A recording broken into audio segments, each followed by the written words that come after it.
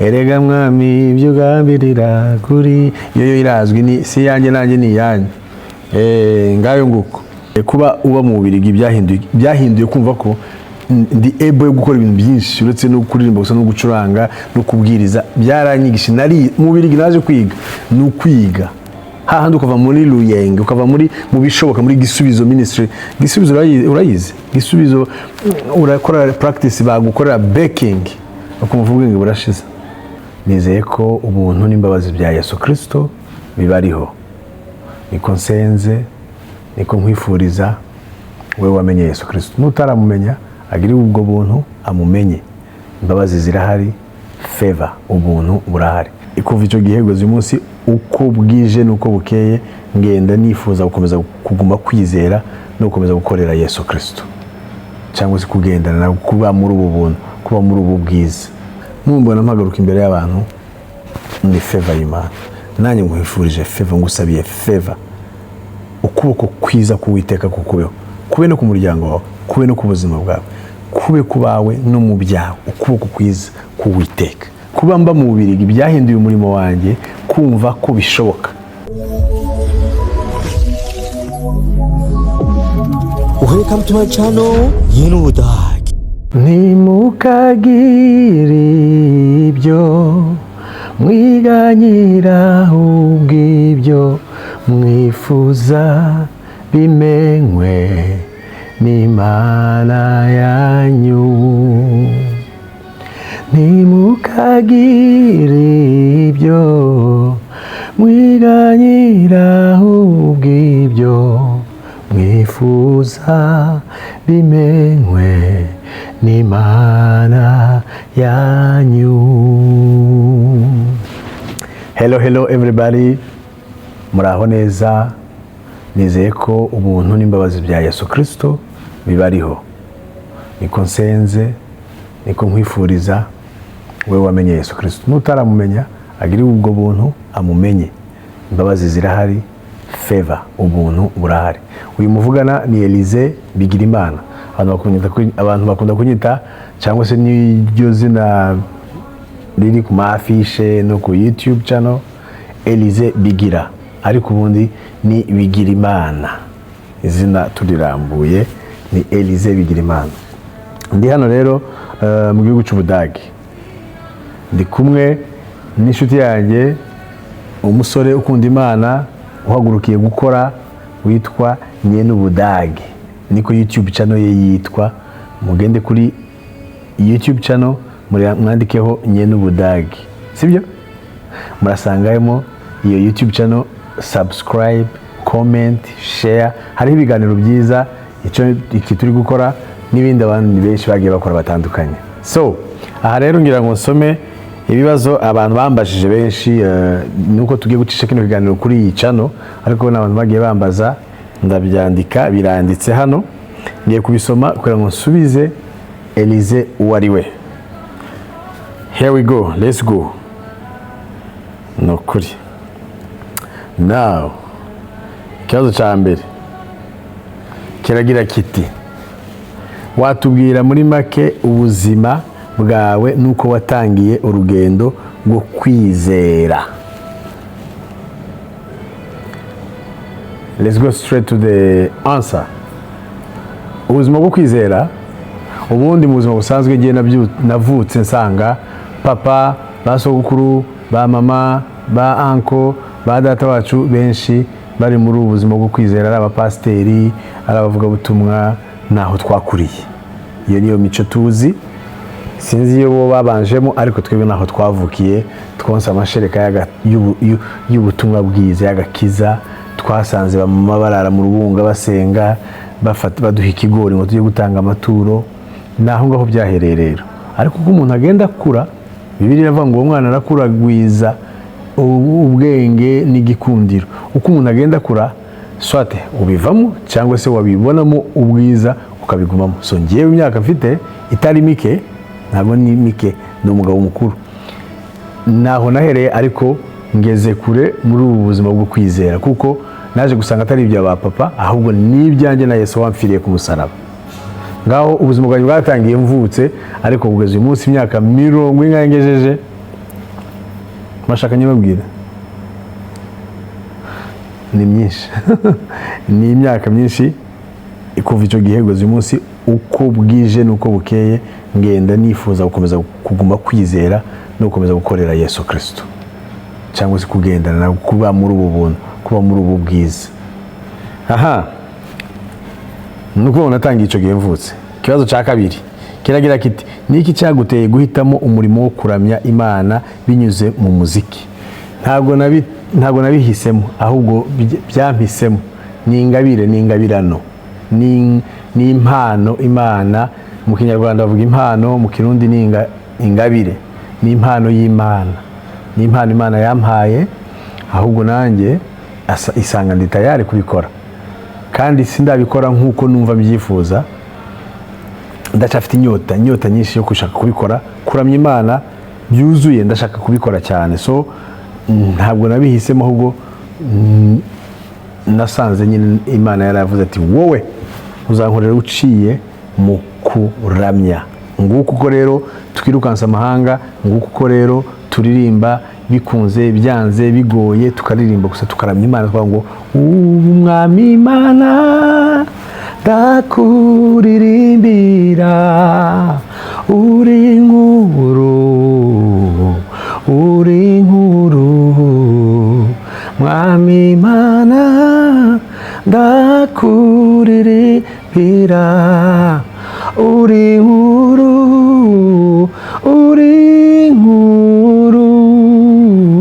nawe yadiri murayizi wakomeza ibitero, ariko nuko nguko ubwo yarije nyine. Ikibazo cya gatatu kiravuga ngo na yahe masomo y'ingenzi wigiye mu rugendo rwawe rwa gospel?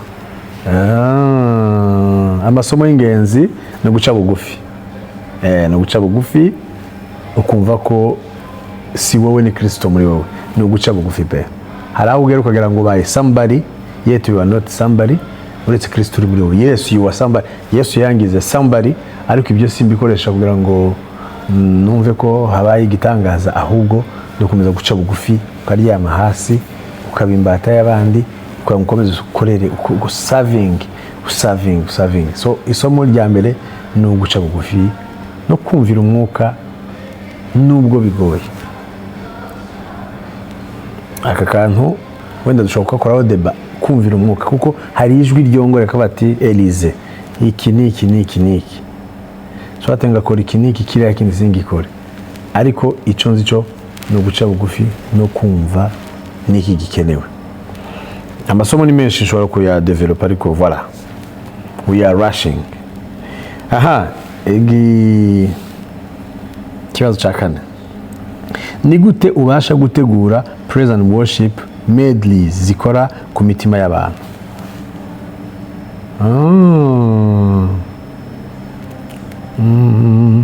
Kuko ari Imana yabaye, kuko ari Imana yabayeho, namenye neza ko tutibeshe, kugukurikira ni byiza, ntacyo bidutwaye kugukorera, ibendera ryawe rizahora rizamuwe muri twebwe. Nawe ukomeza hasigaye, wasezeranye natwe isezerano ko utazatureka, ko tutazakureka, byose ni bimwe. Yesu we turakwemera 100%.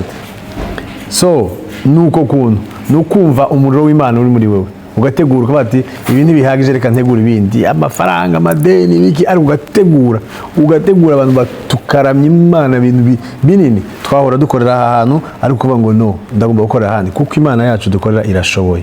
Imana yacu dukorera ira providing,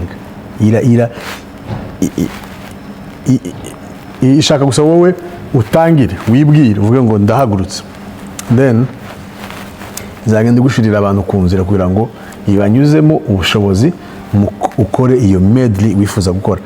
Iyanjye ni ntoya, hari nawe wakora irenze iyo ngiyo. Haguruka.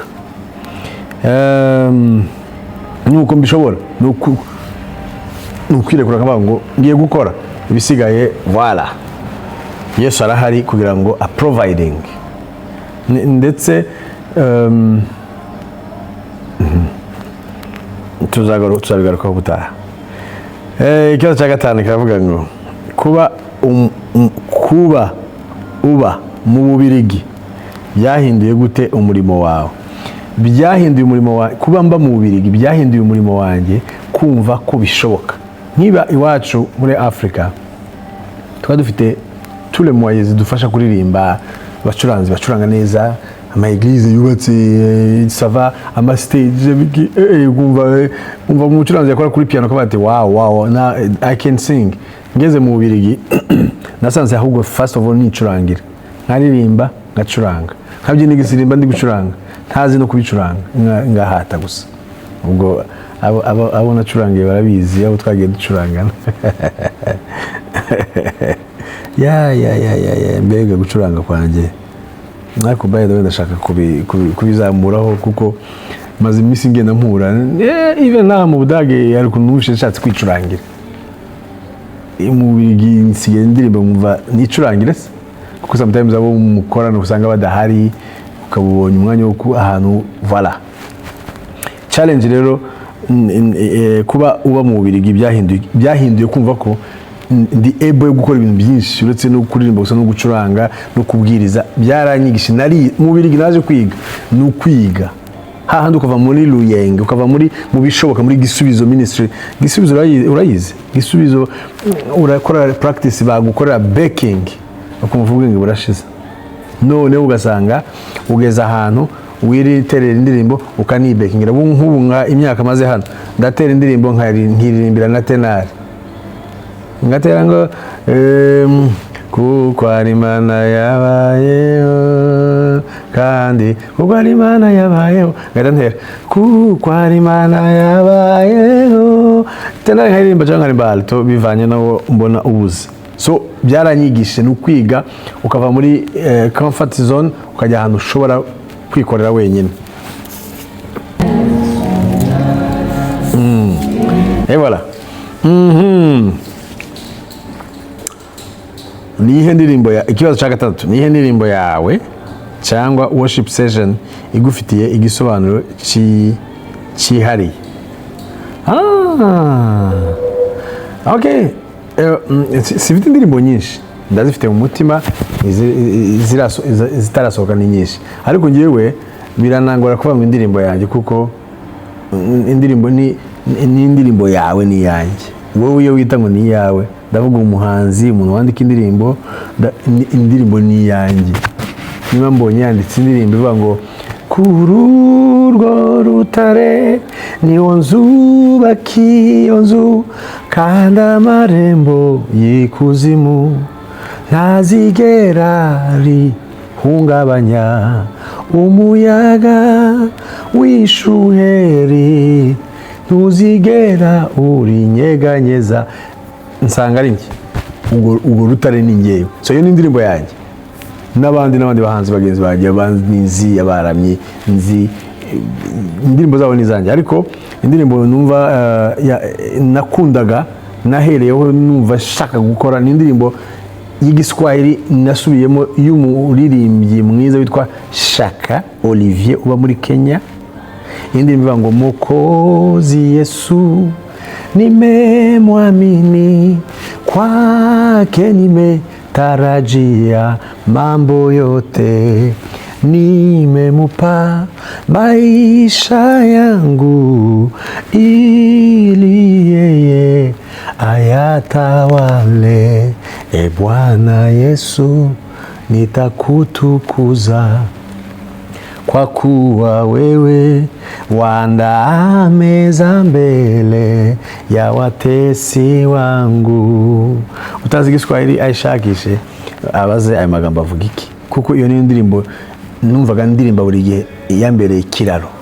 Voilà, iyo ni izindi hari abantu bazi cyane, erega mwami ibyo ugambirira kuri iyo irazwi, ni si yanjye nanjye ni yanjye. Ngayo nguko. Nizihe mbogamizi wahuye nazo nk'umuhanzi wa gospel uba mu mahanga? Ni ya indi nayivuze ahangaha kuri Gisubizo kindi, Gisubizo cya gatanu. mu Bubiligi byahinduye gute? Bihuye n'imbogamizi nahuye nazo mu mahanga, ni ukubura icyo ushaka. Ndavuga cyane bidufasha kuririmba, abacuranzi ni byinshi, ariko cyane ngiye ndavuga kuri ikintu kibangamira umuririmbyi ni umucuranzi. Iyo udafite umucuranzi, ariko Imana yagiye providing izana abacuranzi, kagira ubu ngubu sinavuga ko bikiri imbogamizi kuko byarabonetse, kandi kubera guhaguruka ukagira consist, ugahaguruka bati I have to do, ndagomba kubikora, ndagomba kugerayo, ndagomba kuhitinga hariya. Imana yaraprovidinze abacuranzi barahari beza, barimo ba Hosea, ba Chris Vani, ba Adele, ba Patient, ba Ivan, nibe cyane dufite hari iwacu. Nuwe butumwa ushaka ko abantu basigarana nyuma yo kumva indirimbo zawe? Ubutumwa nifuza ko musigarana ni ubutumwa buvuga ngo Yesu yaradupfiriye, yaratubabariye, hejuru yo kutubabarira yaduhaye ubuntu. Mukanya naho nganira n'umubyeyi wacu twese, umubyeyi wanjye, umubyeyi wawe, umubyeyi wacu Apostle Edmo Kivuye ndetse na mami madamu we. Mukanya gato mbere ko dukora ikiganiro, tugiranye ikiganiro na Apostle gicakoze ku mutima.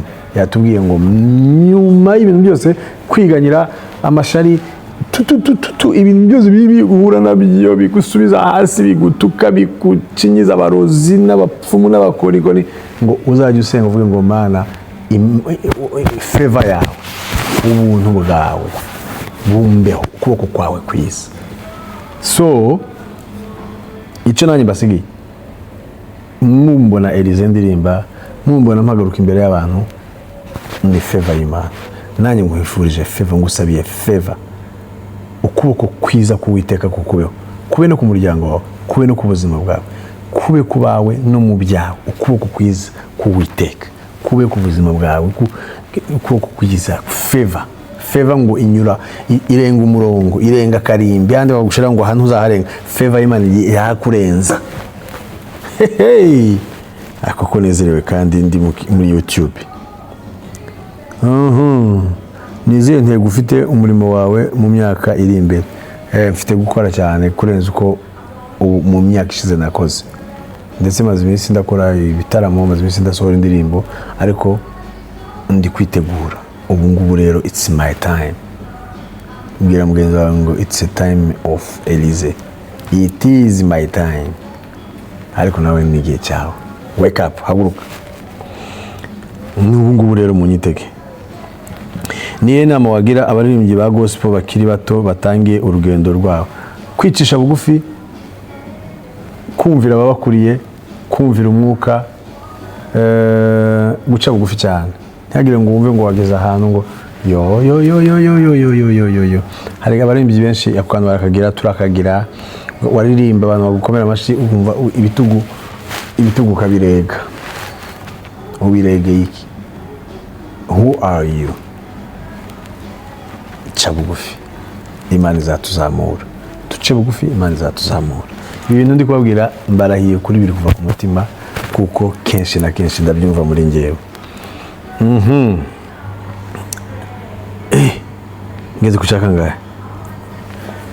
Cya 11. Wabwira iki urubyiruko rushaka gukorera Imana ariko rugaterwa ubwoba n'ibibazo by'ubuzima? Imana ni igisubizo cy'ubuzima. Imana ni igisubizo cy'ibibazo. Egera Imana, Imana izagushoboza. Tinyuka. Ubwoba ni intwaro Satani ikoresha. Ubwoba, fear. Ubwoba buva ku mwanzi, ubwoba buva kuri Satani. Reka ubwoba, haguruka. Aho waba uri, niyo waba uri muri prison, niyo waba uri muri gereza, wake up, ririmba, korera Imana mu byo ushoboye. Gucuranga, kuririmba, gukora protocol, gukora I don't know. Wake up, rekana n'ubwoba. Ni gute ugumana umubano ukomeye n'Imana mu buzima bwa buri munsi? Uko ngumana n'Imana mu buzima bwa buri munsi, no kumenya n'ukumenya uwo ndiwe mu Mana.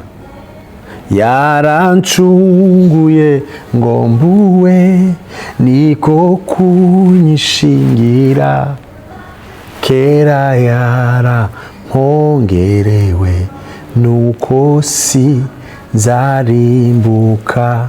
Uwiteka umucamanza ambonye w'amaraso, ntancira urubanza rubi, anyitukiranuka. None ririmba iyo ndirimbo, subiramo reba mu ndirimbo urayibona. Nuko nguko n'uwo mubano ngumana nawe, nduwe. Ubu se David wanjye tugumana umubano gute? N'umwana wanjye nawe arabizi ko ndi papa we. C'est comme ça. Nduwe Imana yarancunguye ngo mbuwe, yatanze umwana wayo. Ni uwuhe murongo wo muri Bibiliya ugutera imbaraga buri gihe? Ni umurongo nasomye ntazibagirwa, hari nko mu 2004 mu Baefeso 2:2 n'umurongo wa 10. Kuko turabo yaremye ituremboye imirimo myiza muri Kristo Yesu, iy'Imana yironkeye. Aratumye ntibuka neza umurongo. Kuko turabo Abaefeso ibice 2 umurongo wa 10. Kuko turabo yaremye ituremeye imirimo myiza muri Kristo Yesu. Voilà. Ni gute umuntu yakomeza kuba indahemuka mu muhamagaro we nubwo yamenyekana? Ni gute umuntu yakomeza kuba indahemuka ku muhamagaro we nubwo yamenyekana? Ni gute umuntu yakomeza kuba indahemuka ku muhamagaro we nubwo yamenyekana? Icyambere no kumva ko atari umuhamagaro wa, kumva ko atari wowe, si wowe, si byawe, ni bya Data. Si wowe ufite boss, ufite ugomba kwereka imirimo yawe. Umwuka dushoboza muri byose. Wabwiye no guhemuka, umwuka akakubuza. Wabwiye gutema, umwuka dushoboza muri byose. Dusabye umwuka rero adushoboza muri byose, ngo azatugira abagabo. Saba umwuka wera. Ni ikihe cyizere ufitiye ejo hazaza h'umuziki wa gospel nyarwanda? Ni icyizere kiri hejuru. Ufite icyizere ko through gospel nyarwanda, akarere k'ibiyaga bigari, kubera ukuntu twakiriye, dushizemo umwete, twamenya ubwo buntu, tugiye kumurikira isi. Dufite icyizere kinini kigera kure. Kandi abibona cyane. Ni iki cyagushimishe cyane kuva watangira umuziki? Ni kuramya. Ikintu kinshimisha kuva natangira umuziki ni ukuramya. Kuramya Imana. Njyambwira abantu benshi, inshuti zanjye twigana nko ati umuntu yagiye ahura n'ibintu byinshi byitwa ko bitanga umunezero cyangwa bimunezeza, ariko nta na kimwe kirangana n'umunezero w'agakiza. Kuramya Imana. Kuramya Imana uranezerwa ukumva ni wo munezero nyawo. Iyindi igenda irashira, ariko kuramya Imana ni umunezero urenze indi minezero yose. Ni iyihe ntego yawe ikomeye muri muzika ya gospel nyarwanda no ku rwego mpuzamahanga? No kugeza ubutumwa bwa Yesu Kristo kure, mu biciye mu ndirimbo ndetse no mu ijambo. Ubutumwa bw'uko Yesu yaducunguye, bw'uko Yesu yatubabariye, bw'uko Yesu yadukijije.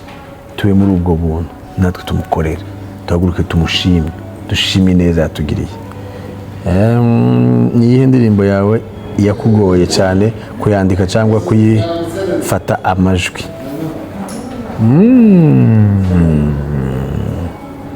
Iriya ndirimbo Erega Mwami yamaze iminsi myinshi muri studio. Nkumva niryoshye, nkumva iraryoshe, nkumva yamaze imyaka myinshi. So numva ko isa n'iyangoye, ariko yabaye umugisha ku bantu benshi abo yaciye mu matwi. Ni ubuhe butumwa bwa nyuma wagenera abakunzi bawe bakurikirana umurimo wawe kuri YouTube no ku zindi mbuga nkoranyambaga? Ni ukuri mukomeze mukurikirane nanjye ndaje mbashiraho indirimbo nyinshi z'ubutumwa bwiza bwa Yesu Kristo. YouTube channel yanjye ni Elize Bigira, muransanga aho ngaho vuba cyane, nda uploading aho n'izindi ndirimbo nyinshi. God bless you. Ibibazo bambaje ni ibyo ngibyo. Ubutumwa bumwe ni mwizere Yesu wadukijije, watubambiwe, adusigira n'ubuntu bwo kudutunga mu gihe cy'amakuba. Saba favor. God bless you. Mukurikirana kino kiganiro kuri YouTube channel ya Nyenubudage. God bless you. See you.